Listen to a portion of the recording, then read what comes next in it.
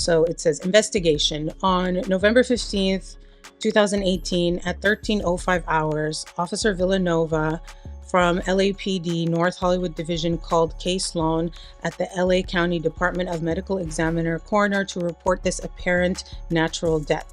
It was reported that the decedent was found unresponsive bed by family members, that's how it's written. 911 was dialed and death was determined at the scene. There was no known medical history other than recent cold flu-like symptoms for the past few days.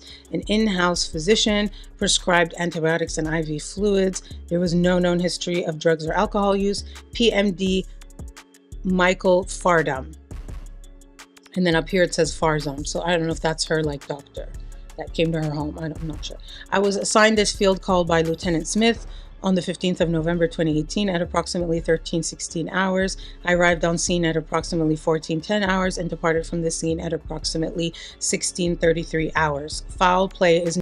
We're waiting to get this hearing started. It was interesting too because this time around, you know, Diddy was brought in first. He was brought in about a couple minutes after 2 p.m. today, and we were all kind of waiting to see. We had heard mumblings that his mom might be in courtroom, that we were waiting for the children, but then nothing happened.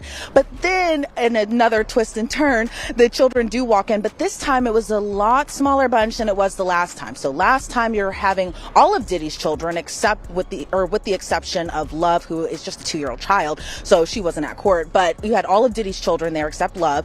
But this time around, you just had Justin Combs and Christian Combs, meaning that there was no Quincy there today. Delilah and Jesse weren't there. Chance wasn't there, and the caretakers of his younger children who aren't of age just yet, they were not present inside the courtroom as well today. But his mom also wasn't in court today. So when Diddy came inside, you know, it was still that standard issued MDC jumpsuit. He's wearing khaki. You know, from that video of, I think that was obtained by Daily Mail back in September, of Diddy playing hacky sack in Central Park, to now he appeared just astonishingly thinner, which you can expect to be inside a federal detention center for a couple months now. A lot different from the luxury lifestyle that he was living before, but he appeared very noticeably thinner, and maybe being locked up in detention is starting to wear on him. He appeared grayer a little bit as well too, but again, he appeared just like how you would expect Diddy to appear for a hearing. All right, sing happy birthday to Daddy. Happy birthday to Daddy. Happy birthday. Keep going. Happy birthday to Daddy. Keep going, Go. Happy birthday to Daddy. Yay! Yay! I love y'all so much. We love you too. Love you, Pops. I can't wait to see y'all. Yeah. Can't wait to see y'all. Yes, And I just want to say sir. I'm proud of y'all, especially the girls. I mean, all of y'all, but just for being strong. Thank y'all for being strong, and thank y'all for being by my side and supporting me. I love y'all. I got the best family in the world. My birthday, I'm happy. Thanks to y'all giving me this call. Thank you very much. I love y'all. We love you more. Too. Can't wait to see you in a couple of days. Something is happening that no one saw coming. Diddy's daughters are reportedly breaking down in court, and the reason why? Shocking. The legendary music mogul, known for his empire of wealth and influence, is now at the center of a storm so intense it's tearing apart even his closest relationships. Word is spreading that Delilah, Chance, and Jessie, Diddy's beloved daughters, are allegedly looking to cut legal ties with him. Emancipation, a move so drastic that it's making people wonder just how deep the situation really goes. And from what's being said, it's not just about the legal drama surrounding him. It's about what they've seen, what they've experienced, and the future they no longer want any part of. The allegations against Diddy? They've been mounting for a while. Abuse, both physical and emotional. Potential criminal activity. Whispers of dark secrets that are only now being dragged into the light.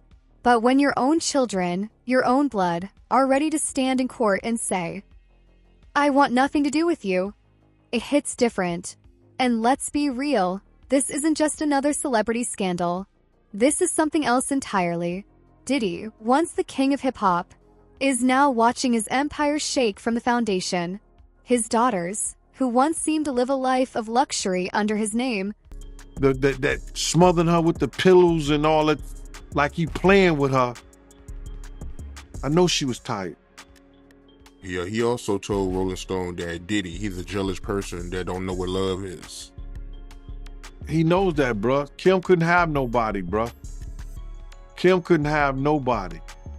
You understand what I'm saying, bruh? Diddy could do whatever, Puff could do whatever he wanted to do, Brother Love could do whoever he wanted to be. If Kim ever tried to get with somebody, Puff would interfere with them or with her trying to be with them. He wasn't letting that happen. Unless he was bringing them to the picture. That's what he used Kim for, bro. He wanted to make a deal with somebody. He'll get another girl and a guy that he's trying to make a deal with, and him and Kim, they all party together, man. He used Kim for that shit, bro. Wow, so he used Kim for that? Yeah, bro. Yeah. You don't do that to somebody you're supposed to love, man. Do you remember any situation where he used her for that? I know a couple situations, but I know the people so well, man, and so good, and they some good people in Atlanta that had major groups. And then sometimes when Kim lived on 70th something Street, and I would go upstairs with Diddy, you could hear the shit in the hallway. And I would just shake my head when he come out or whatever, and Kim would be in the house. And it's always about where she was at or who she was dealing with. You know what I mean? So I'm not gonna see you physically put your hands on nobody. I don't give a shit who you are, or what. I'm not gonna see you physically put your hands on her. You understand? That's not gonna be me. You know, first of all, I can't. Crazy, man. So you could hear Diddy putting hands on Kim Porter. Well, see, he always do, like I told you, he be doing that. He'll start off, he'll have something on his mind, and he'll like that play fight with them. You understand? And he'll be hurting them when they to the point where they'll be like, yo, stop. You know what I'm saying? But you know, they got the room is locked. You don't hear none of that. And then, you know, Kim would walk out in her white robe, and you could see it in her face. But what are you gonna do? Are allegedly saying they want out permanently. Now, the real question is, what pushed them to this point? What did they witness that made them want to erase their father's presence from their lives? Hang on, because the details coming out are beyond what anyone expected. And here's where things get even more unsettling. Diddy's daughters are reportedly done with him. Not just stepping back, not just staying quiet. Allegedly, they're making legal moves to cut him out of their lives entirely. Emancipation, that's not just distancing themselves. That's a full-blown separation from their father, legally and emotionally. Now, here's what makes this even wilder. His sons, they're still standing by him, at least in public.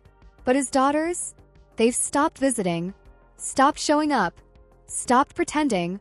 And when your own children, the ones you raised, are refusing to be in the same space as you, something is seriously wrong. People close to the situation are saying this isn't just about the recent allegations. It runs deeper, way deeper, because the shadow of Kim Porter's death has never fully faded. And now, with everything coming to light, it's making people wonder, did these girls see something? Do they know something? Is this why they're so desperate to get away? It's no secret that questions surrounding Kim Porter's passing have never fully been answered. Officially, it was pneumonia. The title? Kim's Lost Words. It's currently a bestseller on Amazon, and it's filled with explosive claims that her 2018 death was due to foul play. Passages are filled with details of physical abuse, sexual coercion, and other acts of violence Combs allegedly committed against Kim. Now, their 4 kids are speaking out, denouncing it as lies. Quote, claims that our mom wrote a book are simply untrue. The book, riddled with typos and written by a man using a pseudonym, contains alleged first-hand diaries and notes from Kim talking about Diddy, including, quote, Out of nowhere, he hit me with a chair. I don't remember anything after that until I woke up in a hospital room. My arm was in a cast. As I came to, the first face I saw was of the man that put me here. When I lost Kim, it broke my heart forever. Diddy's lawyer calls the alleged memoir fake and offensive.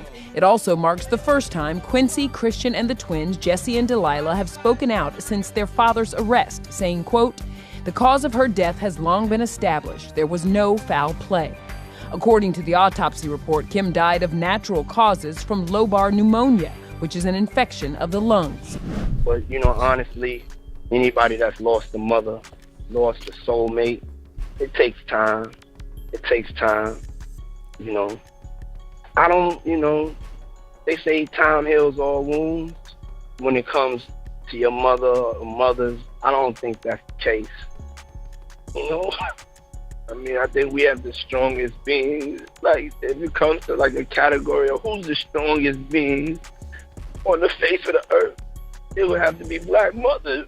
I don't think anybody can ever understand how hard it is to be a black mother. Whew. Man, God bless Diddy, man. Tears are how our heart speaks when our lips can't describe how much. But the whispers never stopped. The skepticism, the rumors, it's all still there. And now, with Diddy facing legal trouble from every angle, his daughter's sudden decision to cut ties, it's raising eyebrows. Because, let's be honest, something had to push them to this extreme. Something had to happen behind closed doors that made them realize they didn't just want distance. They wanted out, permanently. And here's where things take a dark turn. Kim Porter's death. Officially, pneumonia. But let's be real, people have been side-eyeing the explanation since day one. And with everything that's come out recently, I need to know, do you think that Diddy killed Kim Porter? Absolutely. Why? Because of all the videotapes, because of the book, because of all the people she gave copies of her book to, or at least chapters, because of everything that she had on him, because of the tape that she used to blackmail him into a relationship and into a raise of him being sodomized by Andre Harrell. And I am not saying that allegedly, because I heard her and Kim Muir talking about it in the booth of the bathroom while snorting cocaine at the Kit Kat Club. How is it that there was no electronic products or gadgets around Kim's bed? Her laptop missing, her cell phone's missing. Everything is missing that she could get in touch with her little girls if they not at home, or her friends or family. All that's missing. How is it that, and this is her say, that the detectives did not even view the body in the bed where she died at? That the coroner had already removed her, pronounced her dead, and told the detectives that it was no foul play. And if that is true, as I've heard it, and we read certain things on the internet about it, that case need to be reopened. We know that Kim, and it's in the this is in the documentation. Shout out the paperwork, at the paperwork part. I gotta shout him out, man, because he looked in the paperwork and it said Kim received a massage for about an hour when she's supposed to have full-blown pneumonia. Who gives somebody a massage when they got pneumonia? the theories aren't just theories anymore. They're starting to look a whole lot like pieces of a much bigger puzzle. First off, Kim was reportedly fine just a week before she passed. A small amount of blood was noted issuing from the right nair. A small amount of white frothy sputum was also noted issuing from the mouth. Oh, she had foam coming out of her mouth? What appeared to be a contusion was noted to the left upper arm. Multiple small red dots and what appeared to be a small contusion was noted to the right upper arm. What appeared to be small contusions were also noted to the bilateral posterior upper legs. Piercings were noted to the bilateral ears, implants were noted to the bilateral breasts, a vertical line of discoloration was noted extending from the upper abdomen to the groin region, the back was unremarkable, no other scars, marks, or apparent signs of trauma were noted. Rigor was noted to be a 3 throughout the body, lividity was fixed and appeared to be consistent with the decedent's position upon my arrival. Identification, decedent was positively identified as Kimberly Antoinette Porter. Next of kin, they notified the son and other family members. Decedent was not married. I spoke with Detective Patike at the scene and he confirmed this information. Organ tissue procurement was not addressed with the family. And autopsy notification, it says no exam notification was requested. Healthy, active, no signs of serious illness. And then, suddenly, she was gone. Just like that. That alone had people questioning things. But then, more details started slipping through the cracks. A leaked memoir, allegedly written by Kim herself. And if what's in it is true... Here is the other thing with Mr. Burgess. He apparently says he owns the rights to a book that was reportedly based on the alleged memoir of Kim Porter. In fact, according to TMZ, Burgess' phone was seized by the feds, and on it was a copy of a flash drive with material that was used in this book. Here's the problem. Christian and Quincy Combs, these are the sons of Diddy and Kim Porter. Quincy's actually adopted by Diddy. But they are reportedly fighting back, and they have sent Burgess a cease and desist letter to prevent the further sale of this book. They argue this is just an attempt to capitalize on Porter's fame and that they own the rights to her IP, her intellectual property, like her diary entries, her potential manuscript. As her heirs, they own it. And they also want an accounting of current sales of the book. To be clear, though, they aren't acknowledging that there is, in fact, a long-lost memoir from their mother. In fact, they've actually denied that before when there was a similar book, a derivative work, we'll talk about that, published by this guy named Chris Todd on Amazon. They were adamantly fighting against that. They said that their mother wouldn't write this. But what they're basically saying is if something should exist, they own it. Then Diddy's got a whole lot more to answer for than just his legal troubles. The memoir supposedly suggests that Kim was scared, that she knew something, that she believed she was in danger. And now, she's gone. And the autopsy, it didn't exactly clear things up. In fact, it did the opposite, because reportedly there were bruises, injuries. And those statements include descriptions of what the witness says he saw on those tapes. So I asked him about that, and he answered what he could, given the limitations imposed on him after testifying before the grand jury. Out of those 8 videos, 8 celebrities, 6 men and 2 women, how many of those 8 celebrities were close to being underage or potentially underage? 2 males. 2 males. And of those 8 celebrities, how many of them were intoxicated or under the influence of drugs? This is going to be all speculation. I just want to preface it by he wouldn't know if they were. Right. Sure. Appear to Let be. me rephrase it. Based on, yes. Understand. Out of the 8 celebrities who were recorded having intimate relations with Sean Combs, how many of them appeared to be either inebriated or intoxicated or under the influence of drugs? All of them. All of them. Out of those 8, how many appear to be potentially victimized? How many might have been victimizing? I think all, to be honest, all. Were victims They or victims. were perpetrating? Victims. They were all 8 were victimized, Yeah, meaning victim. this was happening to them and they were inebriated. Right. Not knowing, I guess, how much proof it was in it, what they was doing. Marks that didn't quite fit the story being told. And yet, no real explanation was ever given. No deeper investigation. Just silence. But it gets even stranger because word is Kim's laptop and phone disappeared right after her passing. Just vanished. And you don't have to be a detective to know that when crucial evidence goes missing, it's usually for a reason. What was on those devices? What did she know? What was she trying to protect? And then, the detail that sent chills down everyone's spine. her casket. There are reports claiming it was ordered before she even passed. Let that sink in. Before her death. Who does that? Who plans a funeral before someone is even gone? Unless, of course. Diddy's prison phone call just leaked and it was posted by Social Details.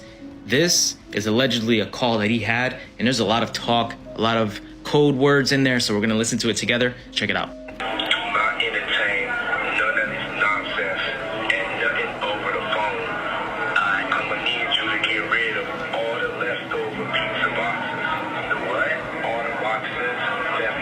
Now, this alleged leaked call from Diddy in prison was talking about getting rid of pizza boxes. Now, if you know your stuff and you're privy, you know exactly what pizza stands for, and that's probably what they're talking about and referring to on this alleged leaked call. Pizza, for those who don't know, I'm gonna make it very clean. It has to do with children and selling. Make sure you recycle the plastic like we talked about. Now, in this alleged phone call, he starts talking about someone named Jay. People are speculating that may be Jay-Z, but there's no confirmation. At the same time, he talks about recycling plastic. I don't know what that could mean. If you guys have any idea, comment and let me know. Everybody out there quiet as yeah, exactly. We gonna let them have their little fun, but I'm still gonna have the last laugh. I mean, it seems by the call that he's looking for help. He's saying that a lot of people are quiet, I guess people that are on his side, and that he's gonna have the last laugh at the end. They already knew what was coming. The pieces are adding up, and they're not painting a pretty picture. Diddy's daughters allegedly want nothing to do with him, and now, looking at the bigger picture, can you blame them? And if all of that wasn't enough, Diddy's legal troubles are stacking up fast. What started as whispers and allegations has turned into something much bigger. We're talking about accusations that go way beyond the usual celebrity scandals. People are saying he wasn't just living a reckless lifestyle. He was running an entire criminal operation. Sex trafficking, drugs, abuse. Things so dark, they don't even seem. Now, Deshaun Diddy Combs, looking to suppress evidence in his federal trial. Senior investigative correspondent Aaron Katursky is back with the story. Good morning again, Aaron. And to you, Michael. You'll remember federal agents from Homeland Security investigations were hardly shy when they raided Sean Combs' opulent homes in Los Angeles and Miami, guns drawn. The jailed music mogul now argues those searches and other searches of his iCloud accounts, electronic devices, and New York City hotel room following his arrest were unconstitutional. His lawyers argue evidence obtained through those searches must be suppressed. Diddy's lawyers say the government presented a grossly distorted picture of reality when applying for the search warrants, omitting certain facts and including salacious details from an unnamed producer that were never credible. Combs has pleaded not guilty to racketeering conspiracy, sex trafficking, and prostitution charges. The defense is also arguing here his ex-girlfriend, Cassie Ventura, was a willing participant in drug-fueled sex performances called freak-offs, not coerced, as prosecutors allege. Real. Until you look at the evidence starting to pile up. And then there's Cassie Ventura, Diddy's longtime ex. For years, she stayed quiet. But when she finally spoke up, the allegations were horrifying. Physical abuse, control, a toxic relationship that left deep scars. At first, Diddy denied everything, acting like it was all some made-up story. But then, the footage leaked. Security cameras caught it all. Diddy attacking Cassie in a hotel hallway, throwing punches, dragging her to the ground. And once that video dropped, there was no more denying it. No more, he said, she said. The world saw exactly who he was behind closed doors. But it doesn't stop there, because what's being said about his infamous freak-off parties? That's a whole other level of disturbing. Reports claim these weren't just wild celebrity get-togethers. Allegedly, they involved non-consensual activities, underage participants, and victims who were drugged without knowing. The kind of things that don't just ruin reputations, they ruin lives. So when his daughters are allegedly pushing for emancipation, it's starting to make more sense. Maybe they've seen things the rest of us haven't. Maybe they know the truth behind all these allegations. And maybe, just maybe, they don't want to be anywhere near what's coming next. And here's where things get even more twisted. Because it's not just Diddy who's caught up in this mess. his sons, Justin and Christian Combs, are now being dragged into the spotlight too. And if the allegations against them are true, it's looking like this whole situation runs in the family. Justin Combs, the golden boy, the one who seemed to have a bright future ahead of him, is now being linked to something way darker. Reports are saying he was allegedly involved in bringing underage girls to Diddy's infamous parties. If that's true, it means he wasn't just witnessing what went down, he was helping make it happen. Then there's Christian Combs, who's facing accusations of his own. A party on a yacht, a woman who says she was sexually assaulted, and once again, the pattern is there. Powerful men thinking they can get away with anything. But here's where things take an even creepier turn, because both of them allegedly worked to suppress a memoir written by Kim Porter, the same memoir that supposedly had the truth about Diddy, the same one that could have exposed everything before any of this even came to light. If this is all true, it means they weren't just standing by their father. They were actively working to keep his secrets buried. And maybe that's why Diddy's daughters want out. Because they're seeing the pattern. They're realizing that loyalty to their father might mean getting trapped in the same cycle. And now, they're making their move before it's too late. And just when you think the situation couldn't get any more damning, Diddy's alleged jail phone calls leak. And what's in them? Straight up damage control in real time. Authorities say these calls weren't just innocent check-ins with family. They were coded messages. Desperate attempts to clean up whatever mess was left behind. And the phrase that's catching everyone's attention, getting rid of pizza boxes. Now, if you know, you know. That phrase has some dark implications. Some are saying it could be a reference to child exploitation. A theory that, if true, would take this case to an even more horrifying level. Others believe it's a general code for erasing evidence. Either way, it doesn't look good. Prosecutors are making it clear. Diddy wasn't sitting in jail, reflecting on his life choices. He was allegedly orchestrating a cover-up, using his connections to hide the truth. And his own sons? Reports say they've been directly involved, helping to contact witnesses, running interference, making sure the right people stayed quiet. But it doesn't stop there, because the word is Diddy was also trying to control the narrative.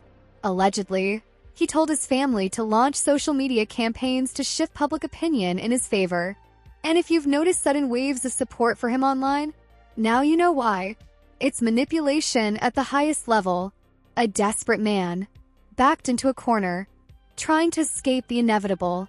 But with all these leaks, all these accusations, and now even his own daughters allegedly turning against him, how much longer can he keep up the act? So now the big questions remain. Will Diddy's daughters actually go through with emancipation? Are they really ready to cut ties for good? Or is there still a chance for them to be pulled back into his world? If they move forward, it would send a powerful message that even his own children see him as too dangerous to be in their lives. But this story is far from over. If the leaks keep coming, if new evidence keeps surfacing, what else could be exposed? Will more charges follow? Because right now, it looks like Diddy is fighting a losing battle, and every attempt to cover his tracks is only making things worse.